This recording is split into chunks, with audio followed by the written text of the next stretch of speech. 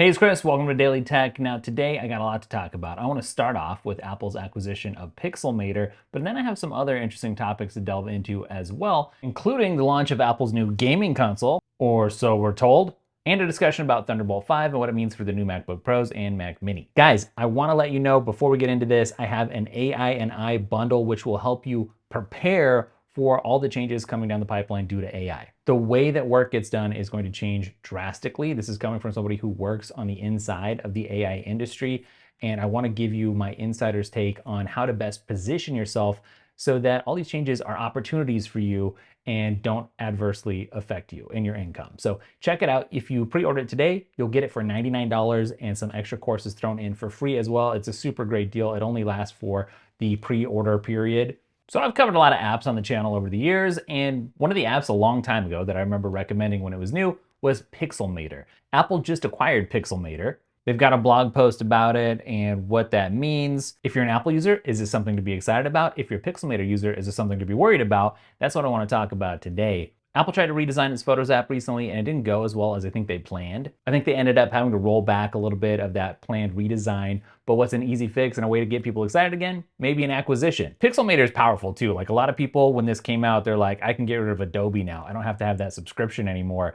You can do crazy editing with layers, easy templates, text editing. It's a very powerful app. And I think for power users, what they're excited about is they miss Apple's Aperture. The old Aperture website still exists. I'm looking at it right here, and so are you. Wow, that's a real throwback to see the old buttons and text and stuff. But Aperture was Apple's foray into the professional photo editing realm. So there's some speculation, there's some excitement. Is this going to be the new Aperture for Apple users? Lots of questions immediately pop up. Is Apple going to take all these features and bake them into Photos?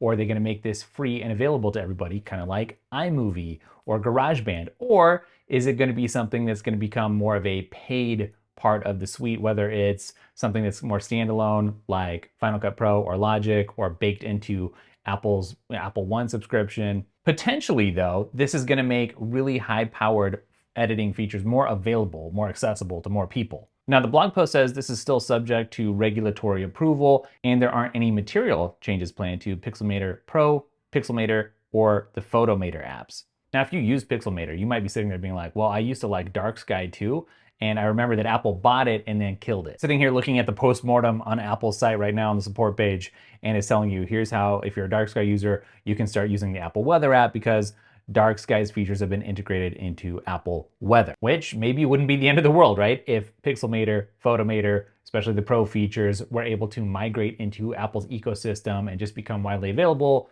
without any further subscription issues, right? Or extra upcharges, surcharges. For the hardcore users, they're probably worried about Pixelmator's features, Photomator's features just getting lost within, the bigger Apple beast, and it's not going to be as much of a priority. Maybe the same thing. Something's going to change. Obviously, it can't just continue on forever. Apple wouldn't have bought it with literally zero plans to do anything with it. What's my take? I mean, I actually have access to the app already, so it's not like I'm going to be starting from scratch. If I go in and download it or whatever, I don't have to worry about this switching to a subscription model. A lot of people, though, are worried. They're like, the whole benefit here was like buy it once and don't have to pay anymore. They like that non-subscription model. And that's getting harder and harder to find in the App Store, if you've noticed, right? There's a lot of subscriptions out there. And so I think a lot of people are legitimately worried about this becoming just another subscription offering, right? So taking away that one-time purchase power, which honestly is rare and very cool these days. I know that some people are definitely freaking out over potentially losing their access to the current version, whether that comes through a Dark Sky sort of situation where just the old app just goes away so you don't have access to it anymore, or because of changes to billing. Overall, if this ends up enhancing, though, what you can do with Apple's Photos, I guess, landscape across the board with other devices, or with the standalone Pixelmator, Photomator apps, if those get enhanced, built out further, either way, whether it's through Apple or through the actual app, that's going to be good, I think. That's going to be a win. On the other hand, if things get diluted in some way and people feel that, then obviously that's going to be a bummer. Looking back through history, you can see that Apple acquired Workflow. That turned into Shortcuts later on. So if you're trying to figure out what the future holds for Pixelmator, if you're a user or if you haven't used it yet, but you're like, what's going to happen? Well, do we have Workflow anymore? No, we don't. We have Shortcuts. Workflow's gone. Now, I already told you that plenty of people were using and choosing Pixelmator's suite of products to get away from Adobe. So if Apple comes out with a compelling alternative, even if it costs something, that will let people get off of that crazy expensive, hard to get out of Adobe subscription, then I think it's still a net positive, a net win. And honestly, I'm seeing features on here that I wouldn't mind coming to apps like Freeform as well. So who knows where all this could bake in and end up enhancing what's available for creative people to do across the Apple ecosystem. I'm cautiously optimistic here. I think it could be cool. By the way, if you want to stay on top of the latest in the Apple world, the tech world in general, AI stuff, I have a free newsletter, which is your best friend. It comes out on Fridays, also includes some free wallpapers and stuff in there. So check it out. Were you aware that Apple has an Xbox competitor, a PlayStation competitor? I wasn't either, but actually Mark Gurman's out with the case why the new Mac Mini might be Apple's answer to the Xbox. I'm gonna parse that out, think about it a little bit, see what you think about it. The new Mac Mini is definitely cool. Is it also a game console level device? Clearly there for creatives, it's a productivity machine, but is it also an answer to gaming systems like the Xbox? Well, whether you think about it as a productivity machine or a gaming machine, it's really gonna come down to the chip inside, the M4. Now, I don't know about you, but when I think Xbox, I think more like Call of Duty. And when I think about Apple and gaming, I think Apple Arcade. Not exactly hardcore gaming, so to speak, more casual gaming, I guess you would say. I mean, you can tell on Apple's website, they are leaning into the gaming angle a little bit. So a couple things here that sort of make it a candidate potentially for this. It is nice and compact, so that would make it suitable for a living room setup, right?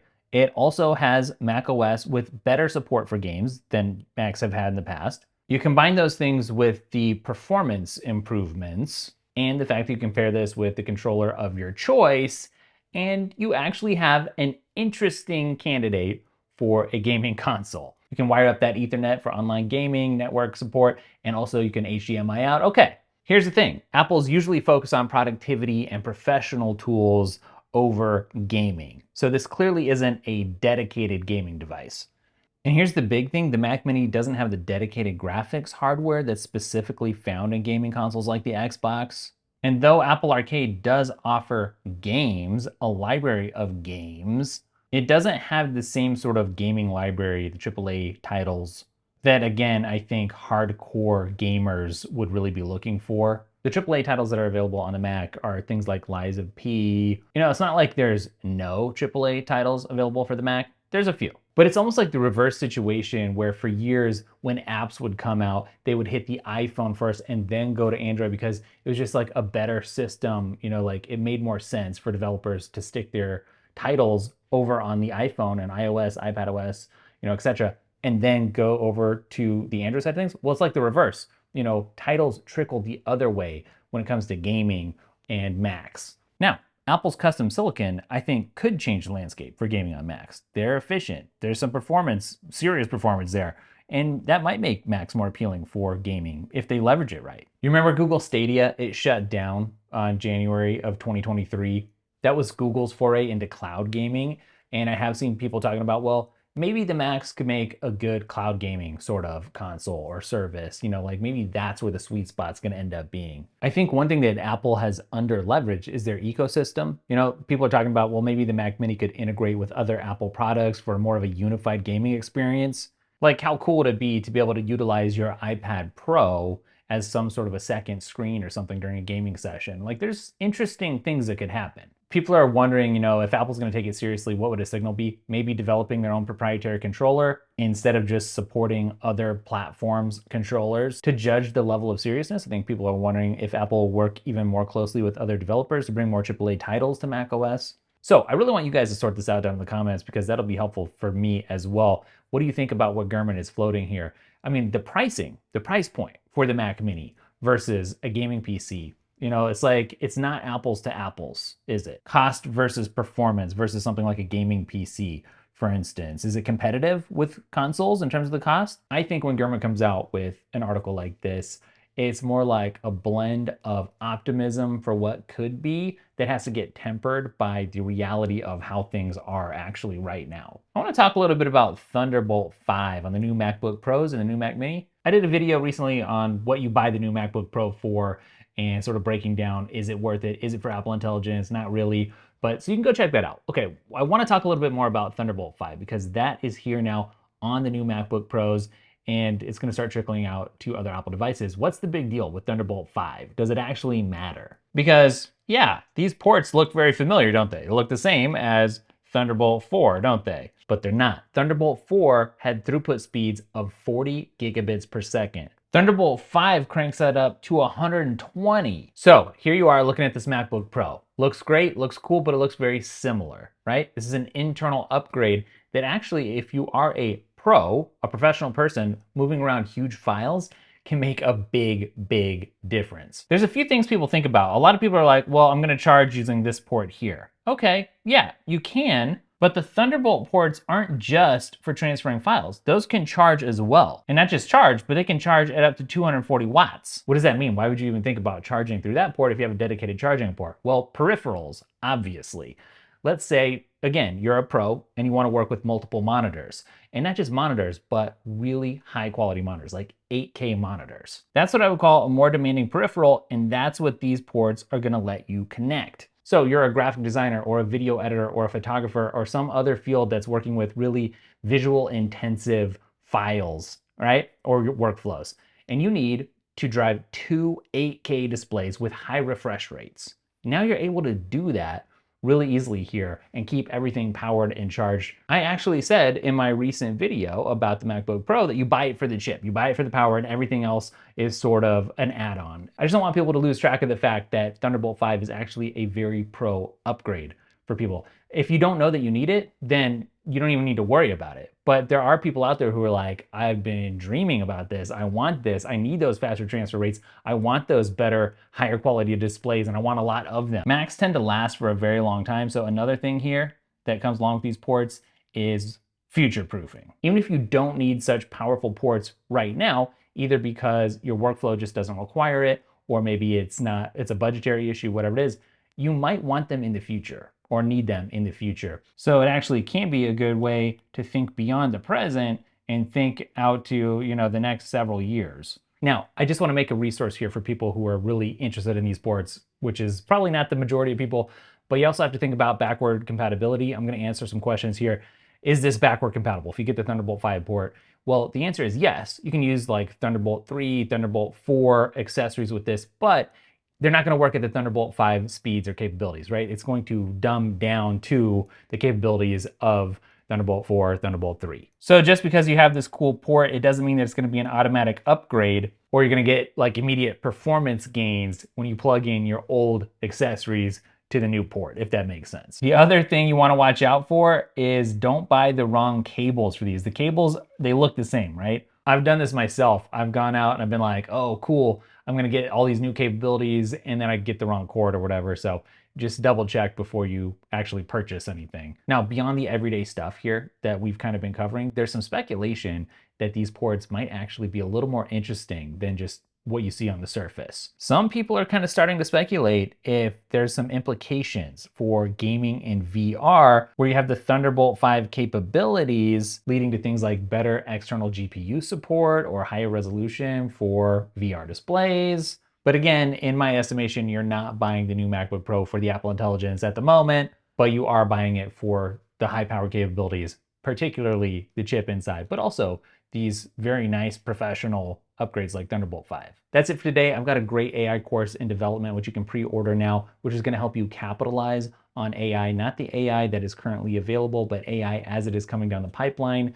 Massive changes are coming to our society, but there are also opportunities there. I'm going to teach you the knowledge, the skills, the mindset that you need. And that's coming from somebody who is in on the AI development. Also, like I said, check out the newsletter. It's free, and there's so much stuff there that will keep you appraised of what's happening with the Apple world, AI stuff, just latest tech tools, knowledge on how to be successful with those tools, and do more free wallpaper as well. It's basically a no-brainer. Comes out on Fridays. Check it out. Join over 5,000 people who are hanging out there in the newsletter, and I'll catch you in the next video. Later.